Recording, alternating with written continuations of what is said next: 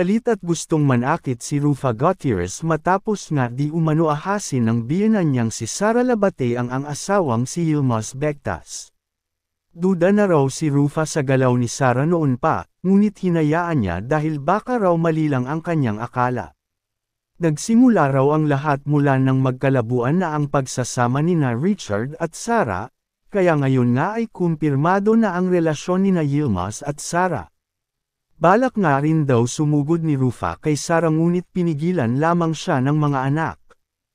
Ayon nga kay Rufa ay gusto niya turuan si Sara Labate ng leksyon sa pang-aahas nito at sa pag-iwan sa kanyang kapatid na si Richard. Kung alam pa lang nila na mangyayari ito ay sana hindi na lamang nila pinilit si Richard para kay Sara. Ayon naman sa mga netizens ay hindi raw umano masisisi si Sara na gawin ito dahil sa tagal na nilang magkarelasyon ni Richard Gutierrez ay hindi pa rin niya ito pinakasalan.